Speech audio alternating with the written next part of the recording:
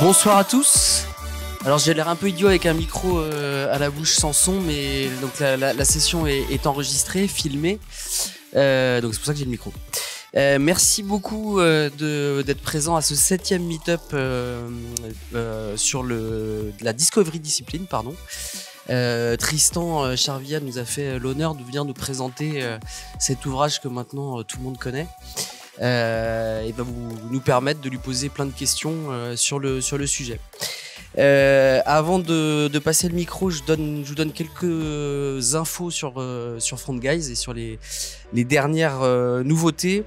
Je voulais juste signaler qu'on donne une formation sur le Design Ops le 5-6 juillet prochain. Donc si ça intéresse des gens, n'hésitez pas.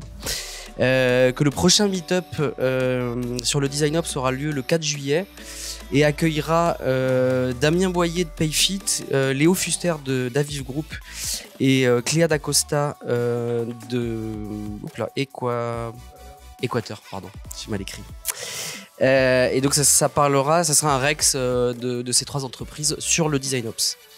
Et enfin un article de Laurent sur dessiner, c'est l'idée, l'apport de la facilitation graphique au design. Et Laurent qui ce soir la preuve en exemple, la preuve en exemple qui va sketcher la session. Voilà, écoutez, je passe le micro à... Exactement, merci. Bonjour à tous. Bonsoir, merci. Je vais le mettre là. Je suis très content que vous soyez si nombreux pour venir écouter un petit peu parler Tristan. J'espère que vous avez la forme. Ça va? Vous allez bien? Ouais.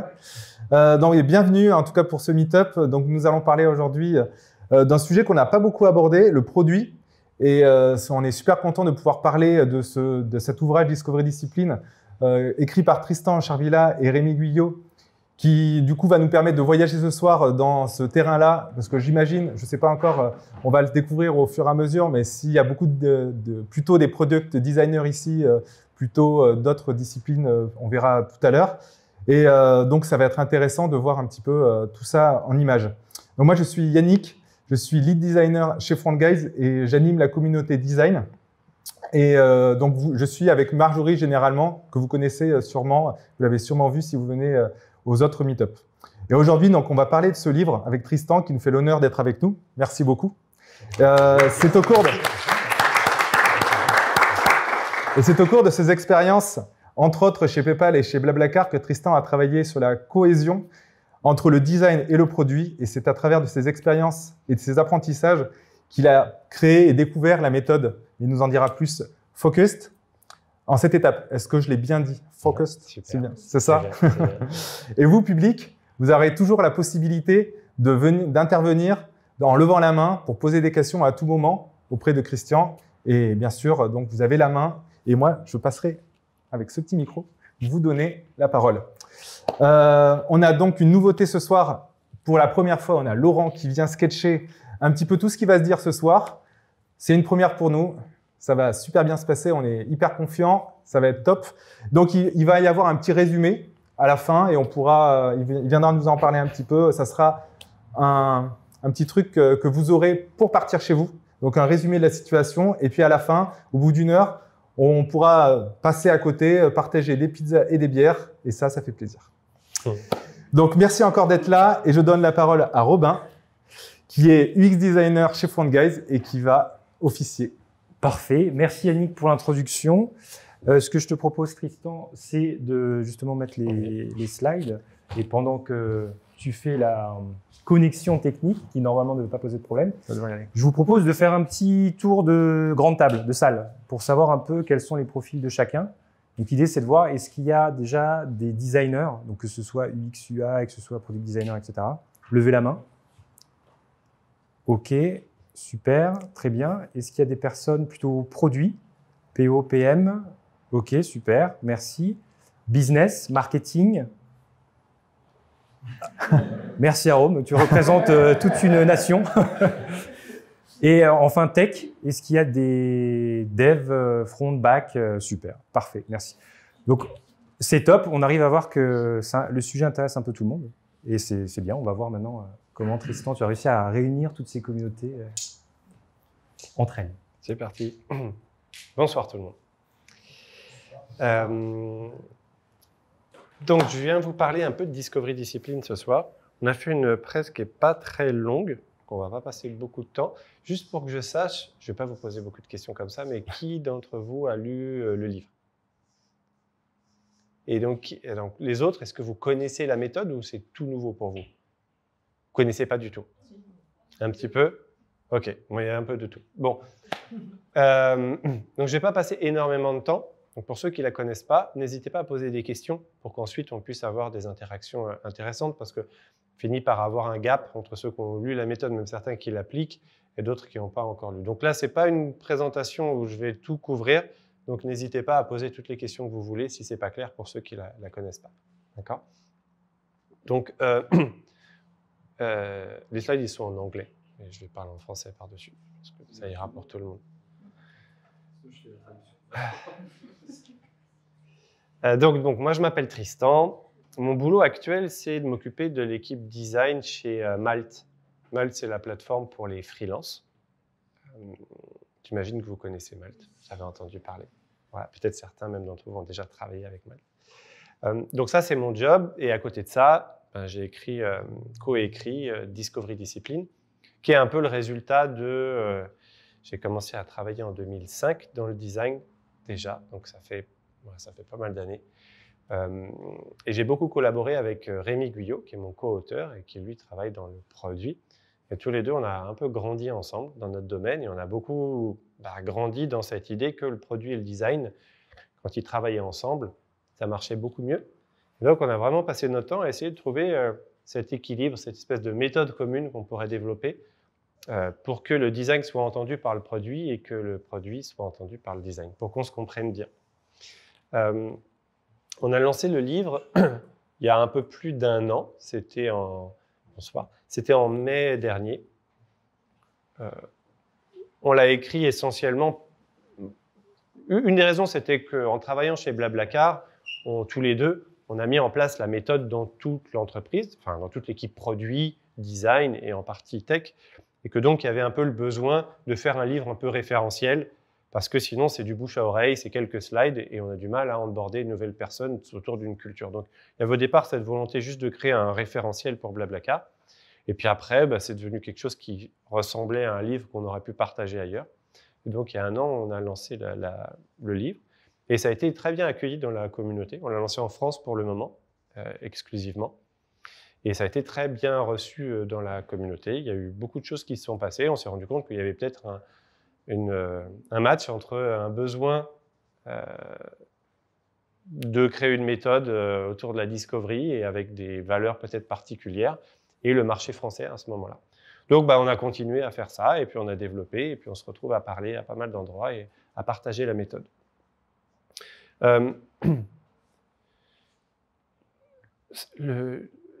La racine un peu de tout ça, c'est que la discovery, on en a fait depuis un bon paquet d'années. Essentiellement quand on a rejoint PayPal en 2010, et c'était le moment où on parlait beaucoup de design thinking, à ce moment-là, en tout cas chez PayPal. PayPal, c'est une boîte de Californie, à côté de Stanford et tout cet écosystème. Et donc très vite chez PayPal, il y a eu l'influence du design thinking. Et donc on avait un peu la chance d'être à Paris à ce moment-là, mais ça se passait là-bas, et d'être un peu les interlocuteurs de cette méthode, de participer un peu à son développement. Et puis de voir un peu comment les choses ont évolué depuis. Et c'était intéressant parce que vraiment, il y a 10 ans, ou un peu plus que ça, on n'était pas très ouvert à ces méthodes-là. Déjà aux États-Unis, c'était nouveau, mais alors en France, honnêtement, faire du design en 2005, c'était quelque chose. Hein. Il y a eu des étapes, il y a eu des grands événements qui ont fait que doucement, les choses se sont ouvertes. Et puis on a progressé. Voilà. On a progressé sur d'abord la capacité à générer des idées, à faire des brainstorms. Cette idée que pour avoir une bonne idée, il faut en avoir plein de mauvaises et que c'est OK de partager. Ça a bien évolué. La partie Customer Centricity, elle a bien évolué aussi. Pareil, C'était pas une évidence avant. Aujourd'hui, tout le monde est customer-centric. Après, c'est vrai ou c'est pas vrai. On peut discuter de la réalité, de l'intention. Mais en tout cas, tout le monde a de bonnes intentions envers la customer centricity et comprend la valeur. On a beaucoup progressé là-dessus. Et les équipes sont de plus en plus enthousiastes avec ces idées de faire de la discovery. À une époque, c'était un peu réservé à quelques personnes, des évangélistes qui essayaient de faire passer le message. Là, aujourd'hui, les équipes produits, les équipes design, un peu même les équipes tech, commencent à vraiment vouloir faire de la discovery. Donc, il y a plein de barrières qui ont été cassées grâce à ces méthodes et grâce à tout le travail des gens qui ont essayé d'évangéliser. Mais alors, ce qui est marrant, c'est que quand on parle aux entreprises et même aux gens, tout le monde trouve que la discovery, c'est super. Mais ce qu'ils nous disent juste après, c'est mais pas maintenant, en fait. On aime bien, mais alors nous, c'est petit compliqué. Donc, l'une des raisons, c'est nous, on n'a pas besoin, en fait. Il y a plein de raisons pour ne pas avoir besoin de faire de la discovery. L'une d'entre elles, c'est je suis dans une start-up et en fait, les founders, ils savent exactement ce qu'on doit faire pour les 8 prochaines années, donc il n'y a pas besoin de faire de la discovery. Il y en a d'autres qui ont déjà pratiqué la discovery et qui nous disent non, mais je n'ai pas besoin parce que je n'ai pas besoin de réfléchir à dans 15 ans, là, ce n'est pas mon problème aujourd'hui. Et ça m'ennuie plus parce que souvent, ceux-là, c'est ceux qui ont pratiqué la discovery et en fait, qui ont pris un biais pour lequel on est responsable, je me mets dedans parce que j'ai contribué à ça, qui était de faire croire un peu que la vérité, elle était toujours ailleurs. On fait de la discovery, ça veut dire que, en fait, la vérité est loin, il va falloir tout retourner. C'est un peu de la discovery de rupture qu'on a évangélisé pendant longtemps. On a fait ça. Vous connaissez cette histoire de la perceuse 8 mm. Ça vous parle? Donc, c'est une métaphore qu'à une époque, on utilisait beaucoup pour évangéliser sur le fait qu'il faut creuser toujours derrière, poser des pourquoi et des pourquoi et des pourquoi. Et donc, la métaphore de la perceuse 5 mm, 8 mm, c'est les gens n'ont pas besoin d'une perceuse, ils ont besoin d'un trou dans le mur. Et en fait, ils n'ont pas besoin d'un trou dans le mur, ils ont besoin d'un crochet. Mais en fait, ils n'ont pas besoin d'un crochet, les gens, ils ont besoin d'accrocher un tableau. Et est-ce qu'ils ont vraiment besoin d'accrocher un tableau ou est-ce qu'ils ont besoin d'être fiers de leur intérieur? Voilà. Alors intellectuellement, c'est intéressant ça. Et donc, c'est ce qu'on utilisait comme argument pour évangéliser en disant, rendez-vous compte, c'est pas ça dont les gens ont besoin, c'est ailleurs. Ils ont besoin de déco. Alors ça marche, c'était intéressant pour ouvrir les chakras, sauf que ça, si vous êtes responsable de la production de la perceuse 2542 chez Bosch, vous êtes product manager et qu'on fait de la discovery et que la conclusion c'est qu'il faut arrêter les perceuses, il faut faire de la déco, ben ça ne marche pas. Ça ne marche pas. Voilà.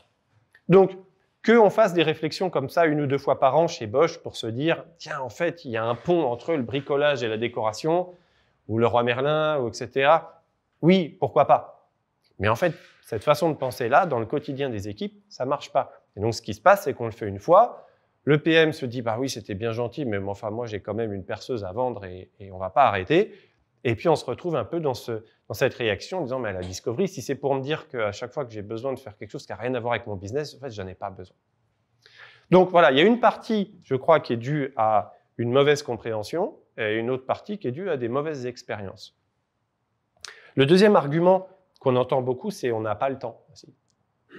Parce que, je ne sais pas si vous avez vécu, mais moi, cette image-là, je l'ai vécue des dizaines de fois. Des espèces de murs de post-it. On a fait des super sessions d'ouverture, d'exploration. On a plein d'idées. Et voilà. Et donc, pour sortir quelque chose de ça, ça va prendre un temps démentiel. Des fois, on finit par voter. Je ne sais pas. On trouve des moyens pour tirer au sort. Je ne sais pas. Bon, mais ça, c'est pareil. Ça, on a œuvré à ouvrir les chakras pour dire oui, il faut générer des idées, il faut voilà, plein de mauvaises idées pour en avoir une bonne. Bon, la conséquence, c'est que ça finit par prendre des semaines, des mois, et donc on n'a pas le temps. Et ça, je crois que c'est aussi on ne refait pas l'histoire et probablement que ça a été utile de faire ça pour en arriver là, mais aujourd'hui, il faut comprendre que la discovery, c'est à dimension variable et qu'en fait, le temps qu'on passe sur la discovery, c'est plus dépendant de l'importance et de l'impact du projet que de la méthode elle-même. Donc, petit projet, petite discovery. Et de faire la discovery en 3 jours sur un projet petit, c'est OK. Et puis, si c'est un projet à gros impact, s'il y a des gros enjeux, on prend du temps. Donc, je crois que c'est important de se dire, en tout cas, c'est le message de Discovery Discipline, c'est ça doit être flexible. Petite discovery, on va vite. Grande discovery, on met du temps. Et donc, ce n'est pas j'en fais pas. La question, c'est combien de temps je passe à en faire en fonction de mon projet. Et le troisième argument qu'on voit régulièrement, c'est celui-là, c'est je finis avec des choses vagues. Hein, je ne sais pas comment appeler ça. Un proto en Lego ou en pâte à modeler. Et ça, je vous dis pâte à modeler parce que c'est un vrai vécu. Et honnêtement, je crois que ça a été un moment fondateur, en tout cas avec Rémi. Au moment où on s'est regardé, je vous raconte juste l'anecdote parce qu'elle est vraie et je crois qu'elle représentait ce que c'était à l'époque. Donc, on est chez PayPal. PayPal, ça appartient au groupe eBay, un énorme groupe, et tout un processus de transformation, design thinking, etc. Et donc, un jour, le CEO d'eBay décide d'organiser une grande session de discovery en Californie avec le top exec du groupe. Et donc, tous les facilitateurs sont invités là-bas et on en fait partie. Et donc, sur une journée, on crée, il y a des tables rondes, imaginez, une énorme salle avec plein de tables, plein d'execs en costume, et on leur fait faire de l'exploration, pensée utilisateur et tout. Super bien, sauf qu'à la fin de la journée, on arrive à la fin, et donc la fin, c'est ça. Et je vois John Donahoe, qui est donc aujourd'hui qui est le CEO d'eBay, de Nike, pardon, et qui était à eBay, en train de faire son proto avec un petit personnage de Lego. Et je me souviens de ce moment parce qu'une partie des facilitateurs, ils étaient vraiment ravis de ça. Ils disent, regarde, tu te rends compte, ça y est, même John Donahoe, il fait ça. Et moi, je crois que ça m'a traumatisé parce que je me suis dit, c'est pas possible qu'il soit satisfait de lui et tous les autres. Et honnêtement, les autres, je pense que certains, ils ne savaient pas ce qu'ils faisaient là. Mais comme lui, il était là, il faisait sagement leur petit Lego. Mais ça ne peut pas être un livrable, ça, satisfaisant. Moi, j'aurais aimé que John Donahoe, il nous fasse des petits écrans, et puis que ces écrans, on les pousse live, et puis que 3 semaines plus tard, on lui ramène les résultats de l'A/B test, et on lui dit, John, ça ne marche pas du tout ton truc, ou alors ça marche bien. Mais ça, j'aurais trouvé ça intéressant. Un proto en pâte à modeler ou en Lego qui va finir sur une étagère, ce n'est pas intéressant. Et malheureusement, c'est ce qu'on a fait trop longtemps. Voilà. On faisait de la discovery qui s'arrêtait à une bonne idée à peine finie.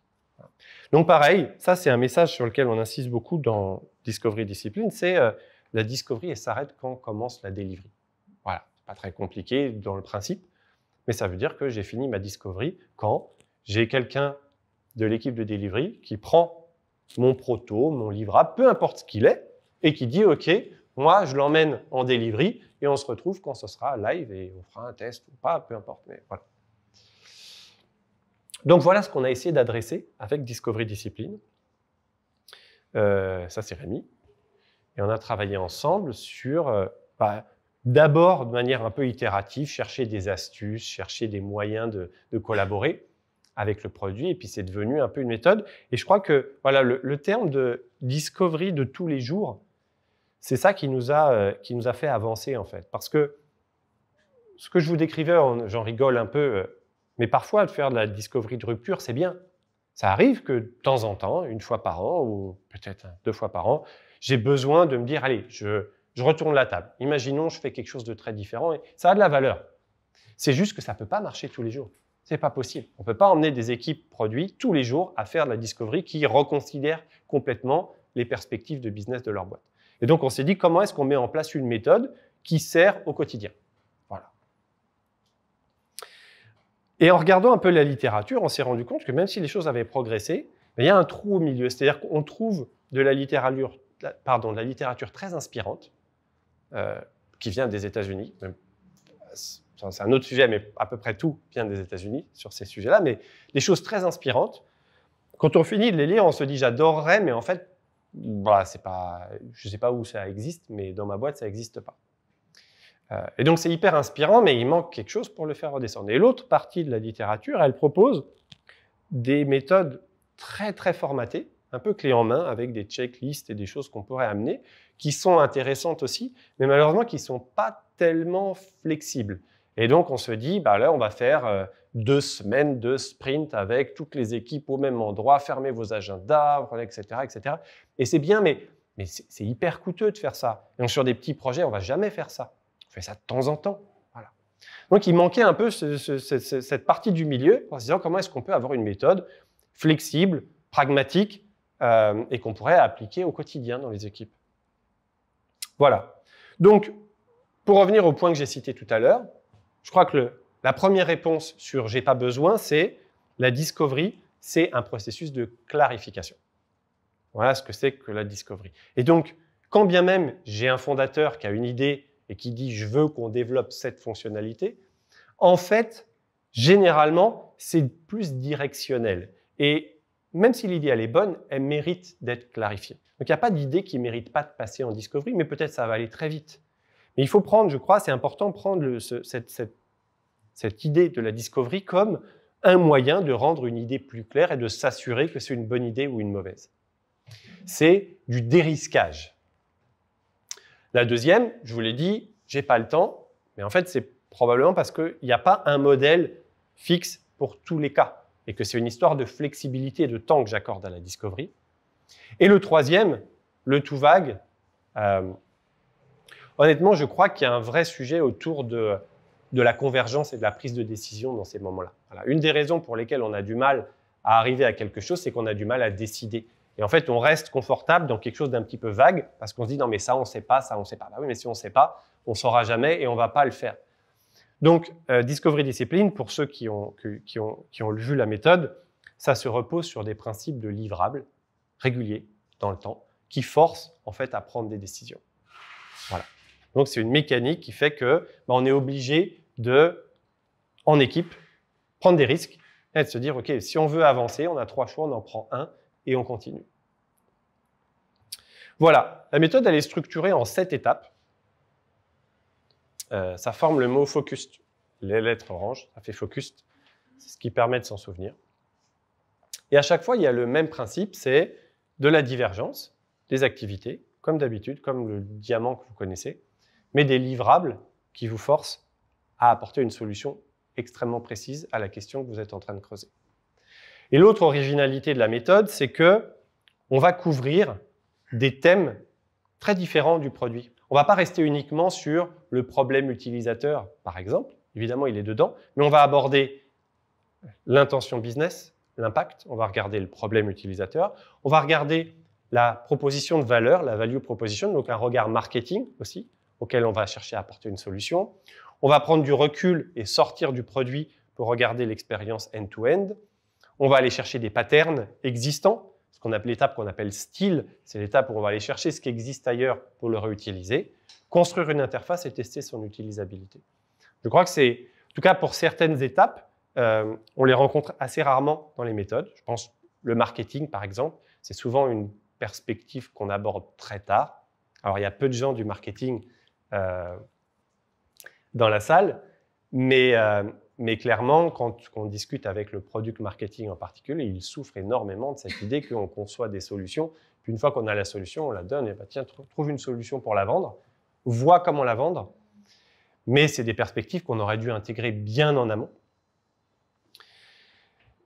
Et puis une chose qui, parfois, chez les designers, crée encore beaucoup de débats, et je serais ravi d'en débattre avec vous, c'est l'étape frame, c'est la première.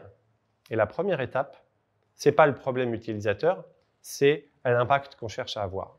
C'est, j'ai une entreprise, je travaille dans une entreprise, j'ai des objectifs qui ont été définis, j'ai des KPI, et je travaille dans ce cadre, et c'est à partir de là que je commence ma discovery. Pas à partir d'un problème, mais à partir d'une intention d'impact. Et c'est à partir de là que je vais aller creuser le problème utilisateur. Probablement qu'on en reparlera ensemble parce que c'est un des sujets qui crée un peu de questionnement. Voilà. L'idée étant que on veut absolument éviter ces discoveries qui partent en fait dans toutes les directions et que le meilleur moyen de faire une discovery efficace, c'est de le faire dans le cadre d'un objectif business très clair qu'on a défini avant. Voilà, donc chaque étape, elle est construite de la même manière.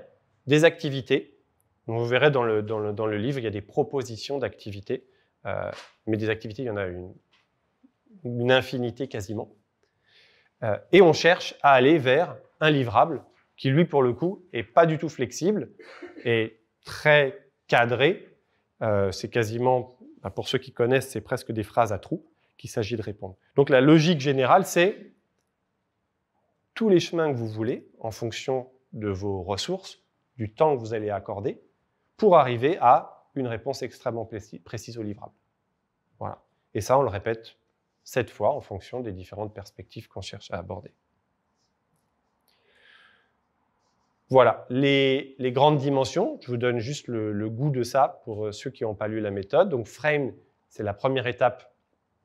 On cherche à définir l'ambition du projet. Donc je veux commencer une discovery sur un sujet. J'ai un cadre. Quel est l'impact que je cherche à avoir avec mon projet? Ou autrement dit, comment est-ce que je saurais que mon projet est une réussite en fonction de l'impact que je vais déterminer. Okay. Frame. On demande aussi une autre dimension qui s'appelle le damage control. Donc, je veux atteindre cet objectif, mais quel est le risque que je suis prêt à prendre? Voilà. Qu'est-ce que je suis prêt à perdre pour atteindre cet objectif? Et la troisième partie, c'est combien de temps j'ai envie de passer sur cette étape. Et en fait, si vous pensez à ces 3 pieds, c'est assez classique, c'est ambition, risque et temps. Et ça permet d'avoir des très bonnes discussions au tout début du projet, en fait. Je trouve, il y avait dans un restaurant, bon, rapide, pas cher, choisissez. Et j'aimais bien ça, parce qu'on comprend, en fait. Oui, on ne peut pas avoir tout ça. Ben là, on est dans la même, un petit peu, questionnement, c'est grosse ambition, pas de risque, très vite, ça ne peut pas marcher. Discutons en équipe pour cadrer ce projet. Voilà.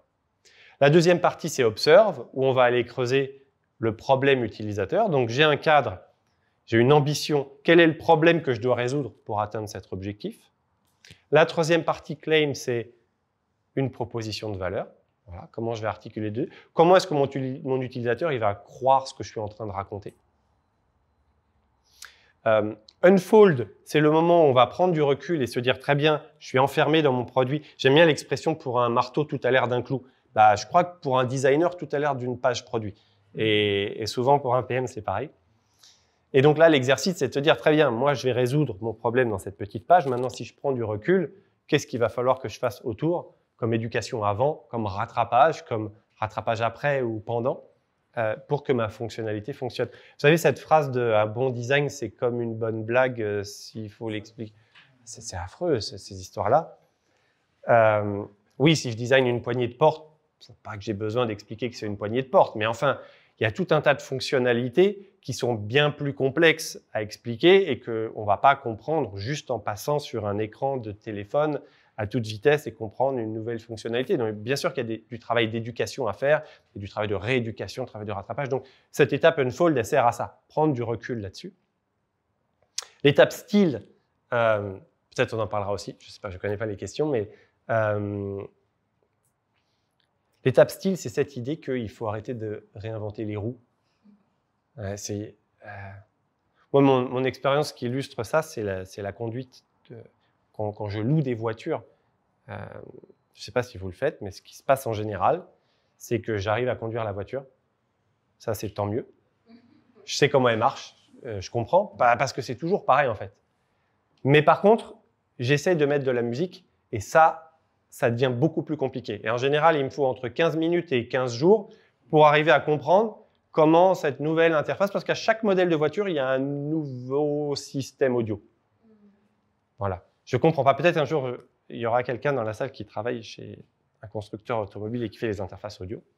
Et je comprendrai. Aujourd'hui, je n'arrive pas à comprendre pourquoi ils font ça, parce qu'en fait, ils n'apportent pas de valeur là-dessus. Il y a des boîtes qui font ça très bien. Et donc, ce qui se passe maintenant, c'est qu'on branche le téléphone et hop, on envoie Spotify ou Deezer sur l'interface et ça y est, tout d'un coup, c'est miraculeux. Donc, cette idée un peu de style, c'est arrêtons de vouloir créer des nouvelles choses quand d'autres existent. Ça ne sert à rien, ça fait perdre du temps. Et puis, ça n'aide pas nos utilisateurs parce que, excepté si vous travaillez dans quelques boîtes très rares qui sont vraiment des boîtes qui sont là pour apporter de l'innovation UI, en fait, la plupart du temps, les gens ils n'utilisent pas vos produits pour découvrir des nouveaux patterns. Hein. Ils les utilisent pour exécuter une tâche. Faut se dire la vérité, c'est pas pour ça qu'ils viennent. Donc c'est pas forcément intéressant de se mettre à passer du temps à réinventer des choses. Et je réalisais l'autre jour que, en fait, c'est tellement vrai que même des patterns pas très efficaces, à partir du moment où ils sont partagés par tout le monde, c'est mieux que de réinventer. Je pensais au clavier. Donc on sait tous, les claviers, l'ordre des touches, il a été fait il y a longtemps pour des histoires de machines à écrire, de tampons qui se chevauchent. Ça n'a pas du tout été fait pour optimiser la saisie de la langue française. C'est pas fait pour ça. N'empêche que, même Apple qui innove à nouveau, mais qui innove, ils vont pas vous vendre des ordinateurs avec des claviers optimisés pour la saisie française parce que on n'en voudra pas.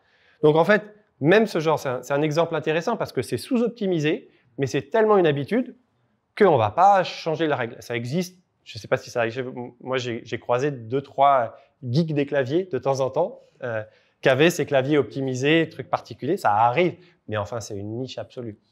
Donc, la conclusion sur ça, c'est soit vous voulez disrupter le monde du clavier, et très bien, et dans ce cas-là, il faut le faire, soit ce n'est pas le sujet de votre boîte, et dans ce cas-là, ce n'est pas la peine de s'y mettre parce que ça ne servira pas, vous allez perdre du temps et peut-être même frustrer vos utilisateurs. Donc voilà, la philosophie de style, c'est ça, aller voler les patterns qui existent et les réutiliser. Voilà. Ensuite, execute, c'est un travail de création d'interface qui est beaucoup plus familier pour la plupart des designers. Et decide, c'est la phase où on va tester l'interface, tester l'utilisabilité de l'interface. Et peut-être ce qui est intéressant à mentionner ici, c'est que ça s'appelle decide.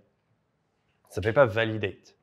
Et ça, je crois que c'est un sujet très important, c'est que la discovery, c'est un processus de dérisquage généralement très qualitatif et qui ne va pas vous donner une réponse absolue, qui va en fait beaucoup compter sur votre conviction à vous et celle de l'équipe. C'est pour ça qu'on a appelé decide cette étape, c'est qu'il n'y a rien qui va prouver que cette solution, elle va marcher. À un moment donné, ce que vous avez fait, c'est que vous avez dérisqué la solution, vous avez créé des convictions, et à la fin, il va falloir décider est-ce que ça va en delivery ou est-ce que ça n'y va pas. Mais ce n'est pas la méthode qui va le faire pour vous. Et ça, je crois que c'est important de se le dire. Parfois, on peut se cacher derrière une forme de quantitatif dans le test en disant il y en a 8 sur 10 qui ont trouvé ça bien. 8 sur 10, ça ne prédit pas grand-chose. Et moi, je suis ravi qu'on ne fasse pas voler des avions ou qu'on ne fasse pas des médicaments avec des tests à 8 sur 10 en disant que c'est bien. Ou même 10 sur 10, moi, ça ne me va pas pour les médicaments.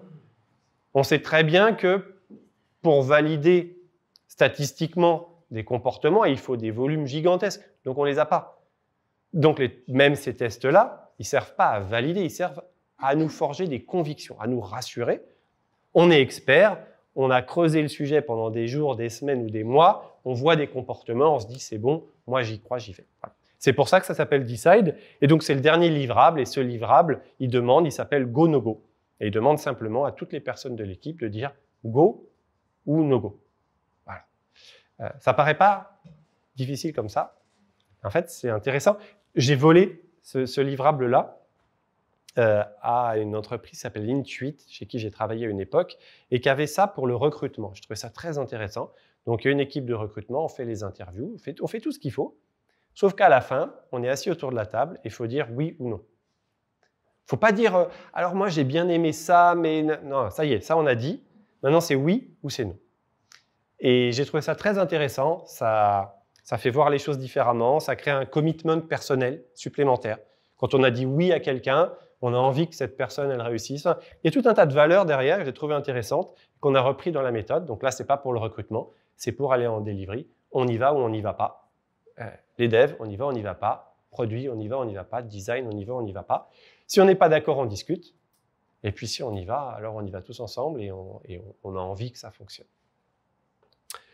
Voilà, ça c'est la présentation très macro. Je ne vais pas dans le détail, je vous l'avais dit, de toutes les étapes, mais ravi de les creuser ensemble pendant la discussion. Si vous voulez rejoindre la communauté, en gros aujourd'hui, ça se structure comme ça.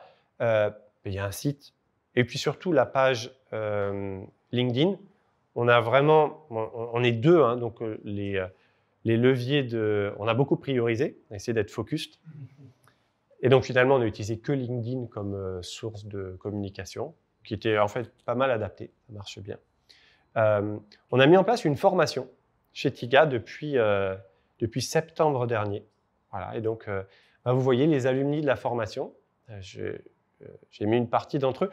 En fait, je les ai mis aussi parce que je trouvais intéressant quand on a lancé la méthode, nous, on vient de chez Blablacar, il y a le tampon de Blablacar, la préface de Fred Mazella, etc. Donc, on s'est dit, ça va être catégorisé start-up. C'est pour les start-up et les scale-up, c'est la méthode Blablacar, etc.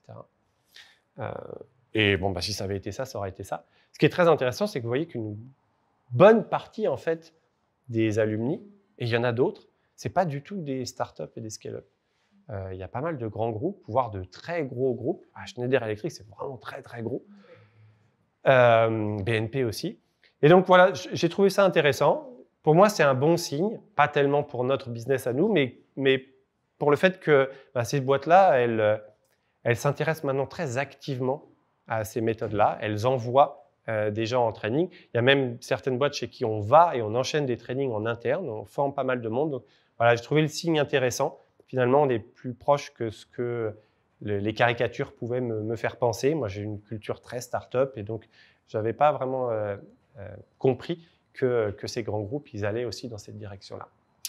Voilà, on va échanger maintenant, on va discuter, mais ravi d'échanger avec vous après aussi, si vous allez sur LinkedIn et on peut discuter directement. Voilà. Super. Merci. Merci Christian. Merci beaucoup.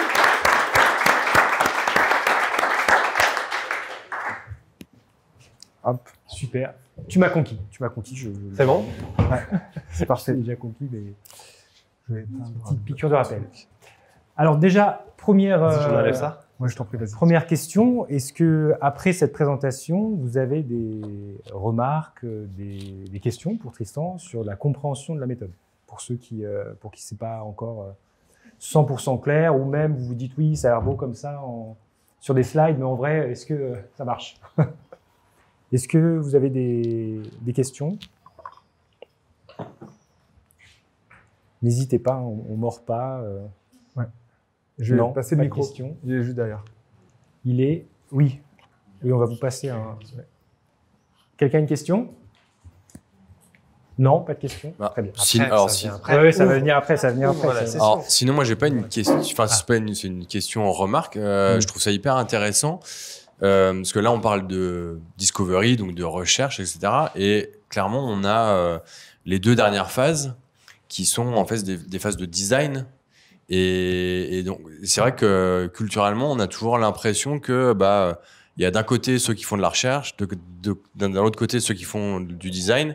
Et je trouve ça hyper intéressant justement de regrouper les deux et de faire une méthode où justement on travaille tous en même temps dans cette recherche et qu'on a besoin de designer et de tester dans cette partie discovery. Ça inclut, je trouve, le design dans quelque chose de beaucoup plus large et de plus haut. Et je trouve ça hyper intéressant. Ouais, et on peut dire ça pour le product management, pour le marketing, pour la tech. C'est-à-dire que, moi je crois justement que la discovery, c'est pas un travail de recherche particulièrement, c'est un travail de clarification.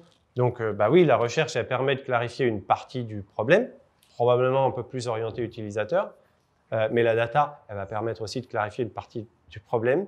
Comme je vous disais, je crois que si on n'a pas un objectif d'impact, il ne va pas se passer grand-chose. Donc, il va falloir aussi que d'autres nous aident à clarifier la partie du problème.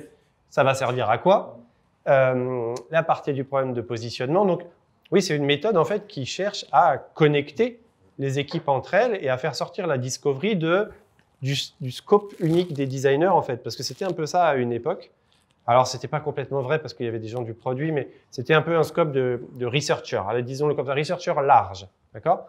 En fait, je crois que ce n'était pas ça. Et ça, c'est l'une des raisons pour lesquelles ça restait un petit peu enfermé, je pense. Ça appartient à tout le monde. Donc, en fonction des implémentations, il y a certains cas où c'est très research, d'autres un peu moins. Ça dépend des équipes. Oui.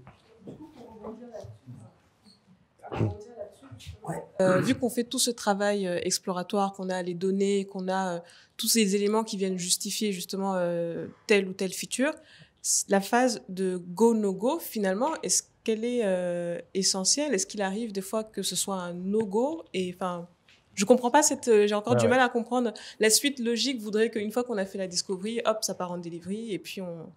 Enfin, C'est une on très bonne continue. question.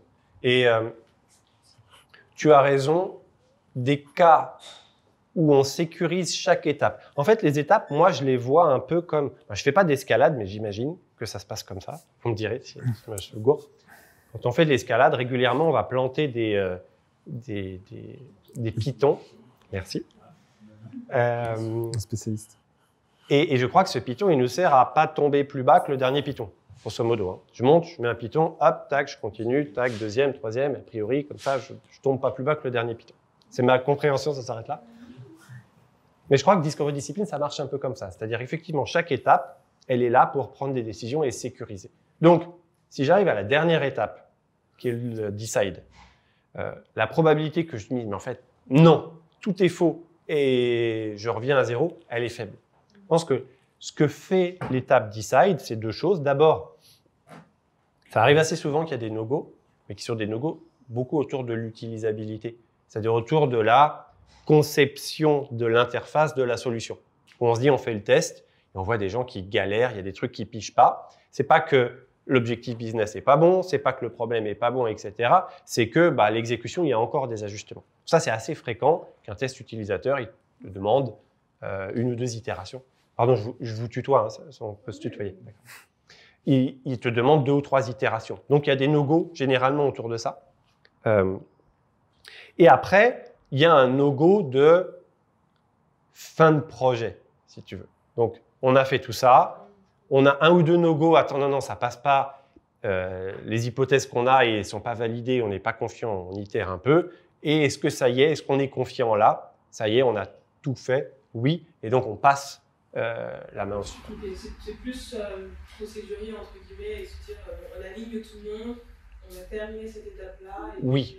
Il y a une partie utilisabilité. Honnêtement, c'est quand même très fréquent qu'au premier test, on ne soit pas satisfait et qu'on refasse. Donc, ça sert quand même là-dessus. Et après, oui, il y a un côté fin et prise de décision. Et c'est pour ça que je vous prenais l'exemple de d'où ça vient de ce process de recrutement, où, en général, on arrive au bout, mais le oui, il a une vraie valeur parce qu'il dit, OK, on a tous signé en bas de la page. On sait qu'on n'est pas sûr. Tu ne peux pas être sûr. Là, par contre, tu ne peux pas être sûr à ce moment-là que ça va fonctionner. Mais par contre, tu dis oui. Voilà, c'est ça. On est confiant. Juste pour rebondir sur ce qui vient d'être dit, c'est justement l'idée des questions qu'on avait préparées aussi avec la communauté de designers. On va vraiment dans le concret. C'est-à-dire que là, en fait, la présentation était super. Je trouve qu'elle était très aussi, entre guillemets, théorique et dans un monde idéal. En fait, c'est surtout ça. Et ma question, c'est surtout dans la vie réelle. Donc, on travaille avec un PM en tant que designer, avec un PO. Et ce PO doit faire évoluer, doit créer un produit. Et pour créer ce produit, pour le faire évoluer, il a un backlog. Et dans ce backlog, souvent, il y a plein d'items. Certains vont concerner que de la technique, certains que du design, d'autres les deux. Certains vont être avancés en termes de réflexion et d'autres moins. Et dans le cadre du consulting, donc en tant que consultant, des fois on arrive en cours de création de produits. Donc ma question très concrète, c'est on arrive dans un contexte de projet qui est plus ou moins avancé, avec un backlog, avec différents items, différents niveaux, etc. Qu'est-ce qu'on peut faire pour prioriser les choses afin d'investir le bon effort au bon endroit et justement rester focus sur la création de valeur? Ouais. Alors attends, il y a plein de choses dans ta question. En fait, c'est cortiqué. D'abord, un truc de fond, c'est que c'est important. Discovery Discipline, ça sert à mettre en place une culture Discovery. Au-delà des étapes, etc., qui aident à comprendre, à pratiquer, en fait, il y a vraiment un sujet de fond derrière la méthode qui est faut se poser les bonnes questions. Pour faire un bon discovery, il faut juste se poser les bonnes questions et comprendre qu'on doit se poser les bonnes questions et on doit tous se poser les bonnes questions. Donc, ce n'est pas un événement. Ce n'est pas de la discovery événementielle, c'est de la discovery culturelle. Donc, typiquement, la première étape, la question de base, c'est très bien ton projet, tout ce que tu veux. C'est quoi l'impact que tu cherches à avoir avec ce projet? Voilà. Et ça paraît un peu... Enfin, des fois, c'est presque un peu du bon sens populaire ou du bon sens paysan de tech, un petit peu. C'est juste de se poser cette question.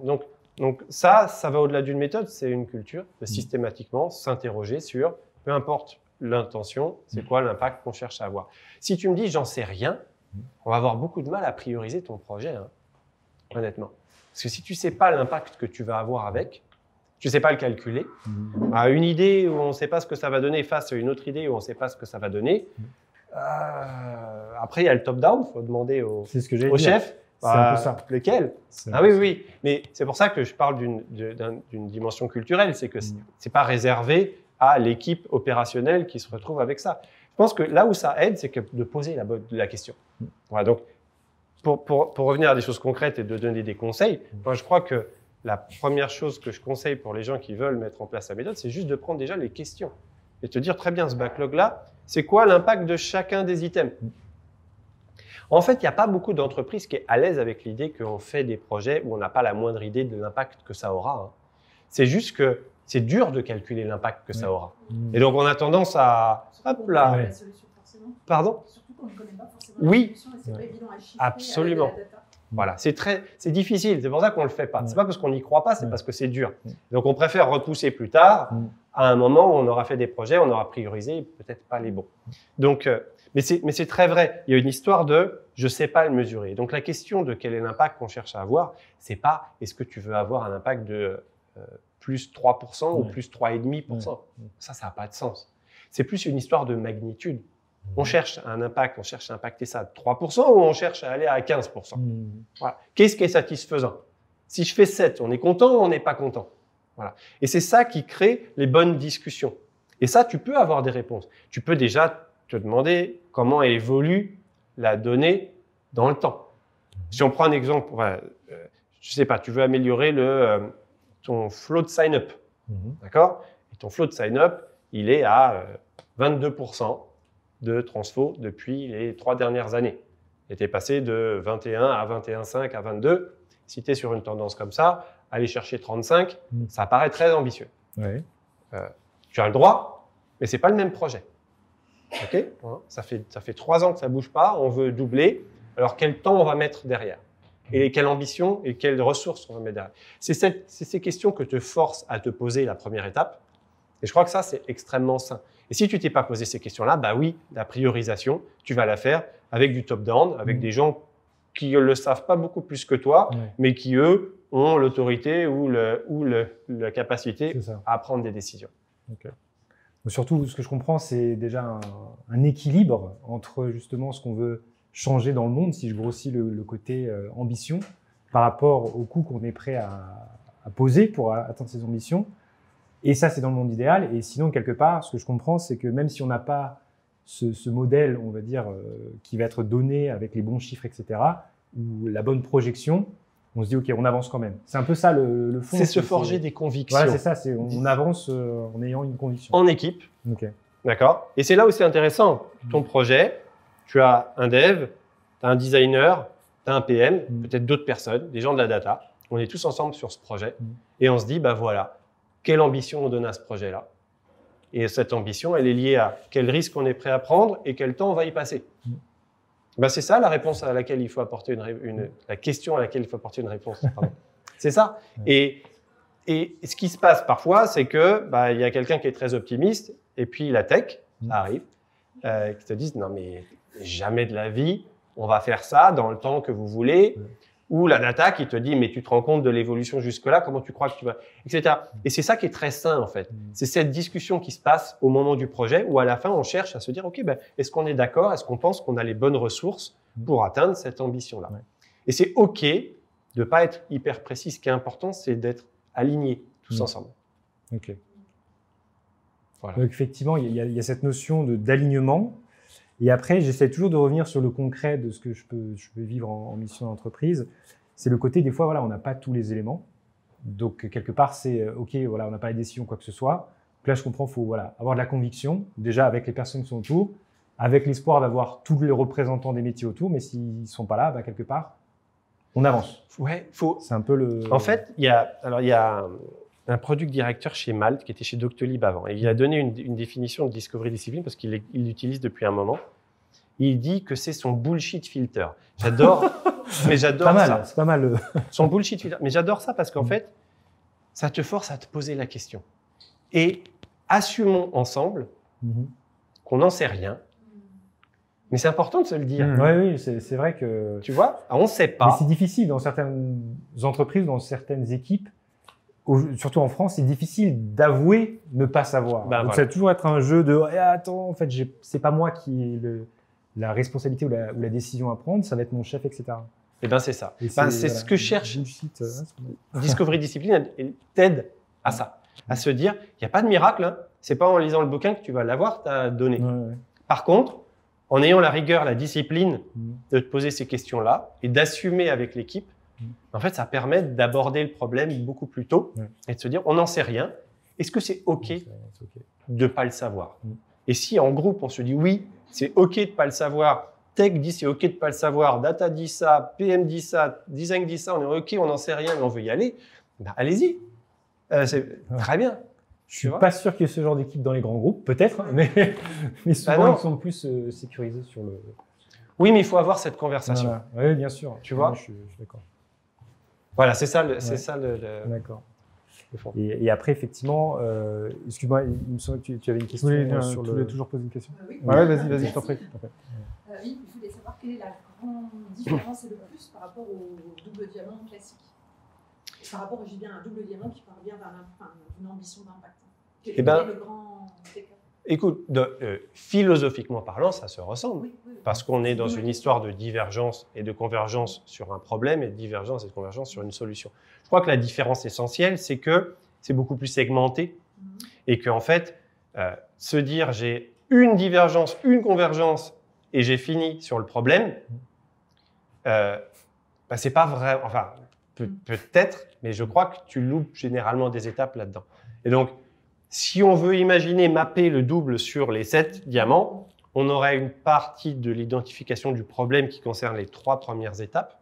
Donc, le problème, c'est frame dont on a parlé là, impact, problème utilisateur, observe, et claim, qui est le positionnement.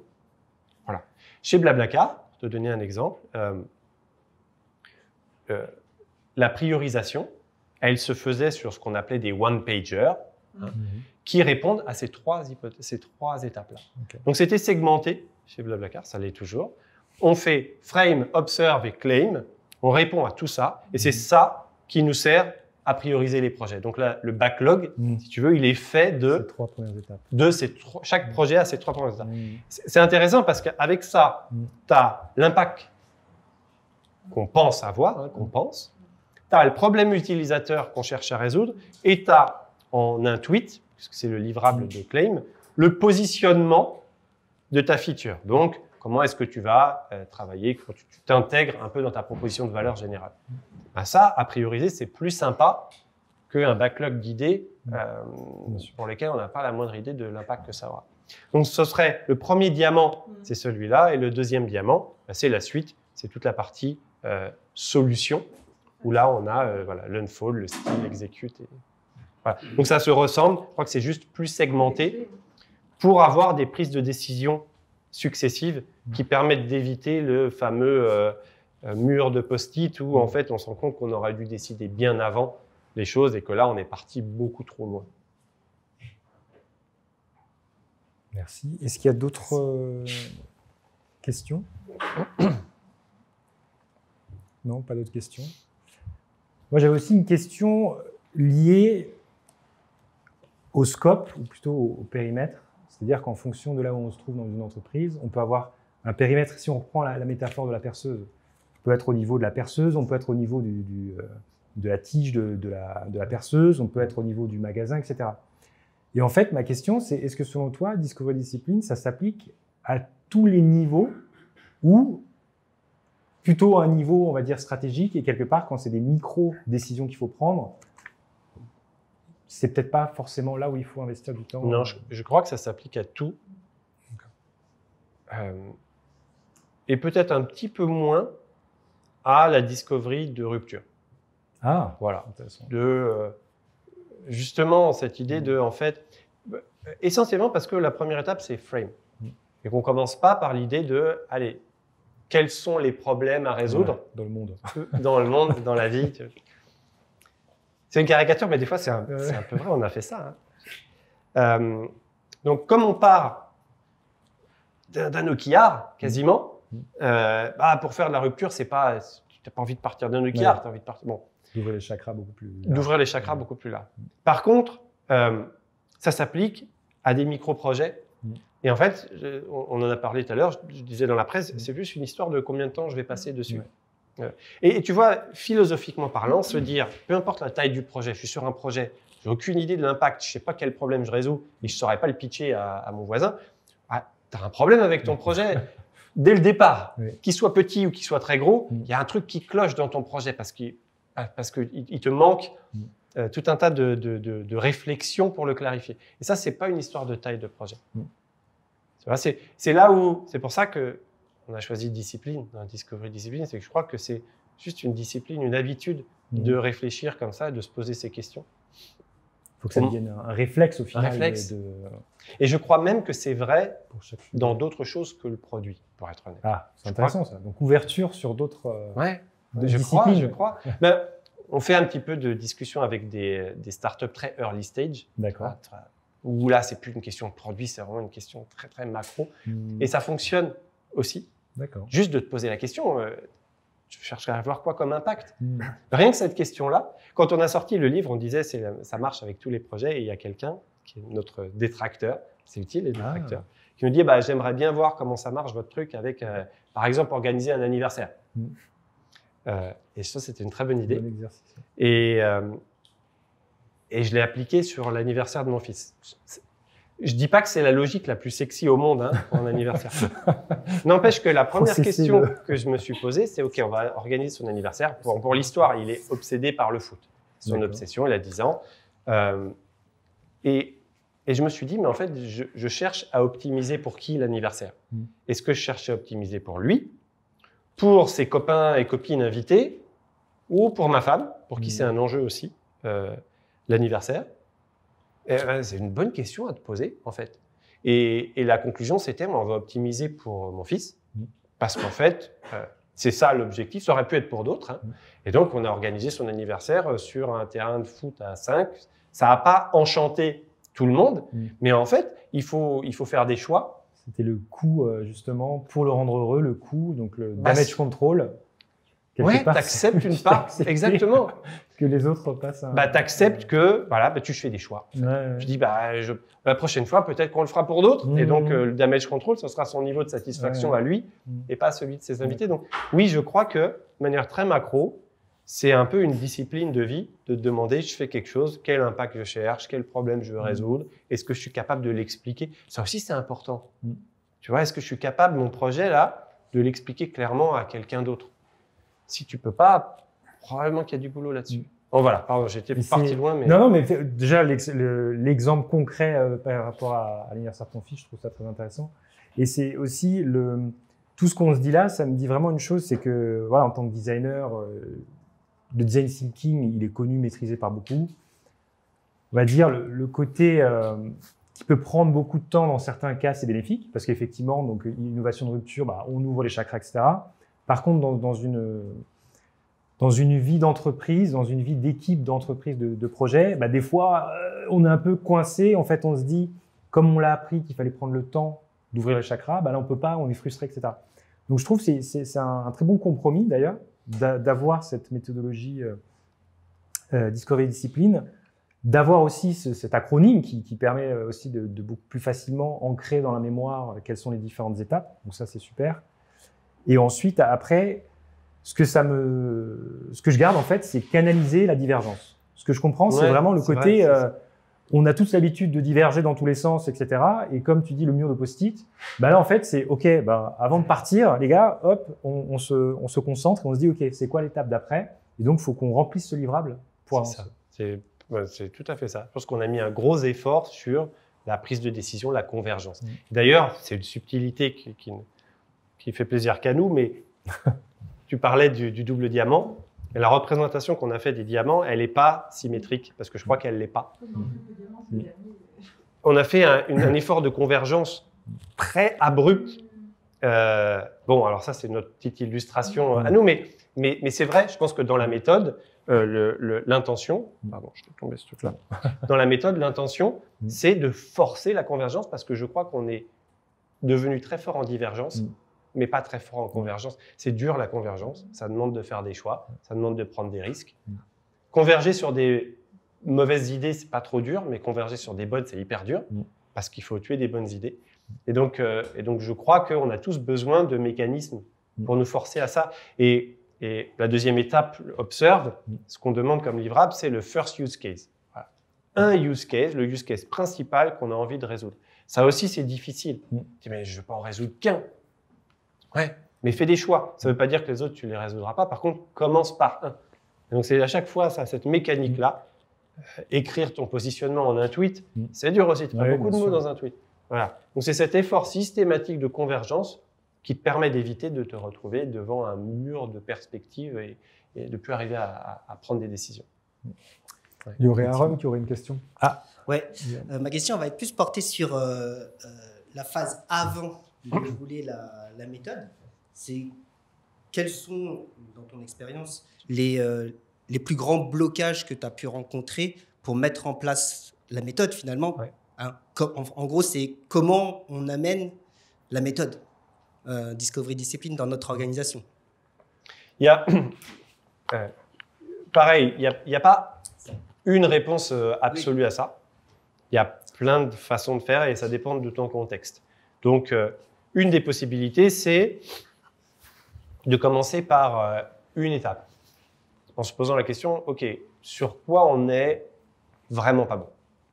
Ou qu'est-ce qu'on fait vraiment pas et qu'on devrait commencer à faire? Donc ça, c'est une bonne pratique. Des fois, c'est claim. Voilà.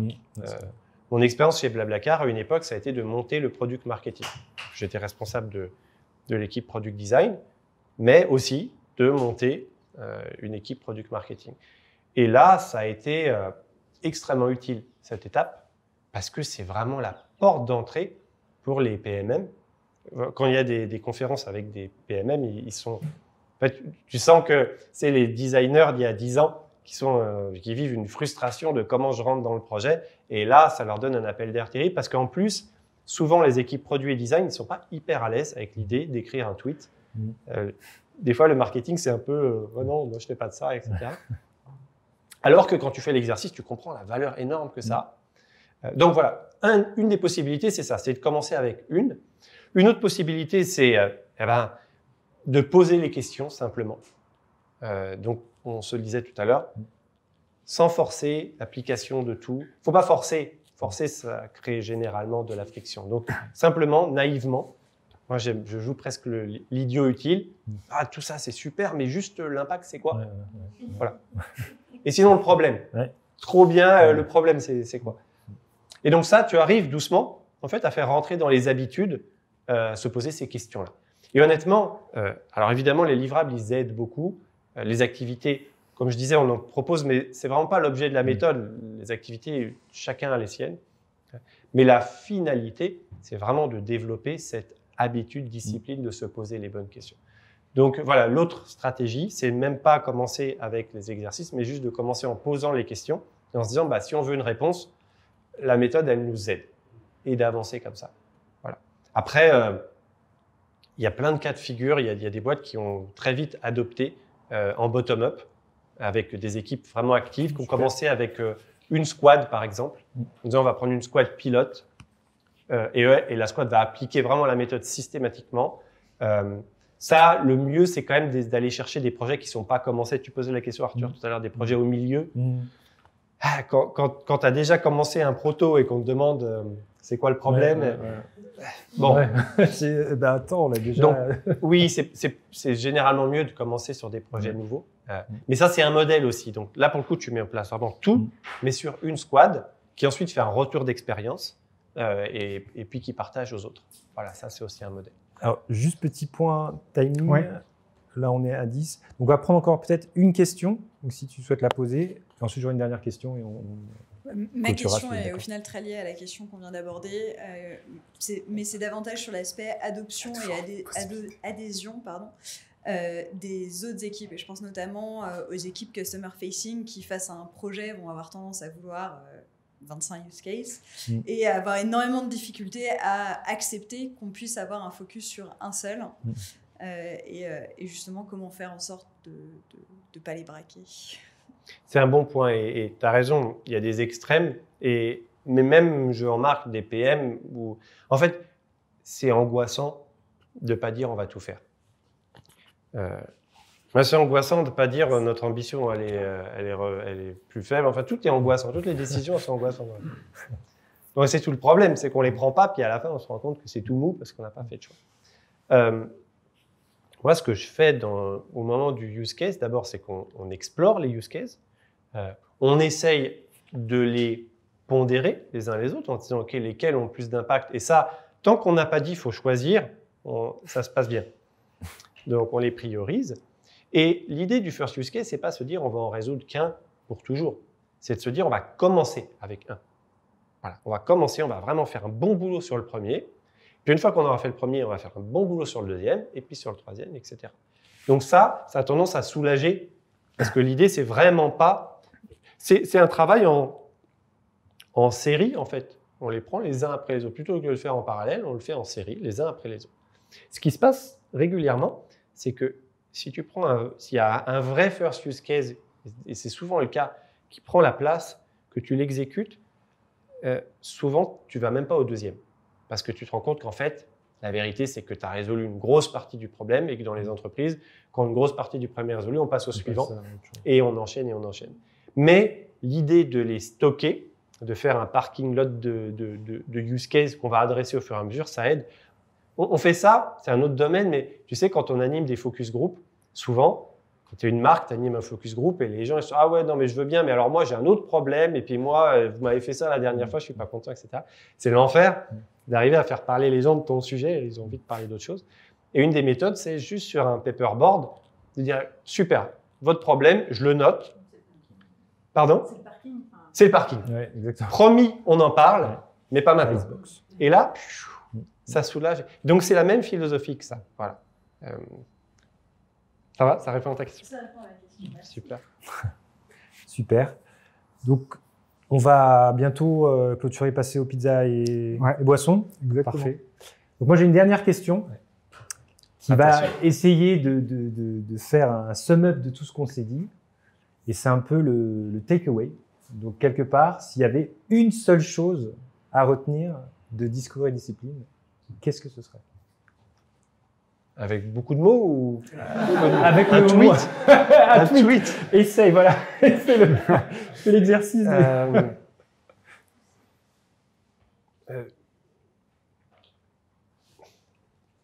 Moi, j'aime bien le filtre à bullshit. Hein. Ouais. Si vous avez compris ce qu'il y a derrière cette idée du filtre à bullshit, c'est-à-dire de se poser les questions. Juste de se poser les questions et d'assumer le niveau d'incertitude qu'on apporte comme réponse. Voilà. En équipe, ensemble, dans une boîte. Je crois que c'est ça le vrai fond et qui soulage avec Discovery Discipline. Juste, on s'est posé les questions. Personne ne nous demande d'avoir la réponse parfaite.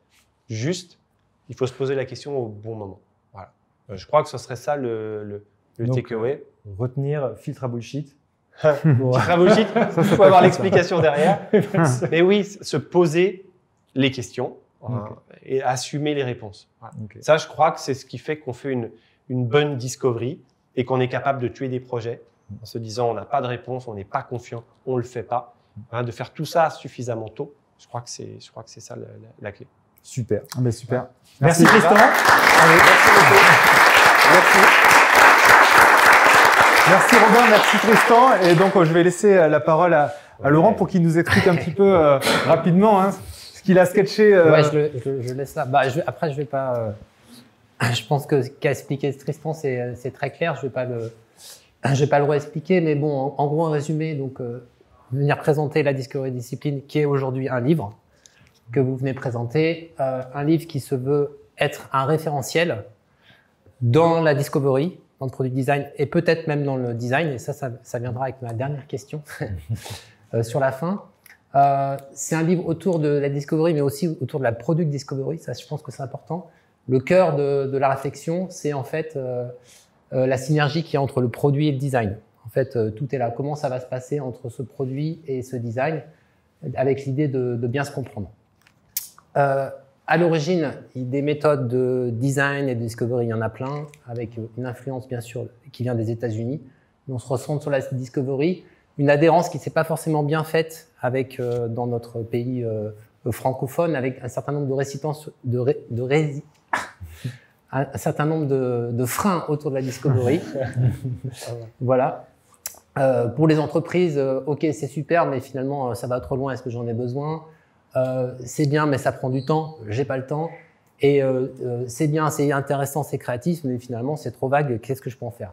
Donc, il y a des questionnements qui se font. Et donc, finalement, cette méthode-là, elle va amener un certain nombre de clarifications et de lumière pour essayer d'amener un éclairage autour de la discovery. À savoir, l'idée, c'est de clarifier finalement les besoins, travailler sur la convergence, finalement rendre concret les choses, et puis travailler sur la flexibilité. On n'a pas le temps, c'est pas grave. On a le temps, on va le prendre, le budget, etc. Voilà l'idée. Et ce qui moi, j'ai retenu aussi, c'est que finalement, cette discovery discipline, c'est aussi surtout un bon équilibre.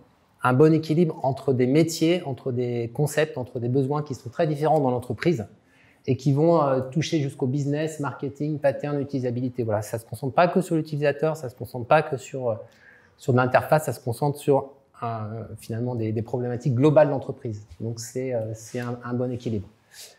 Et ce qui nous amène à des grands...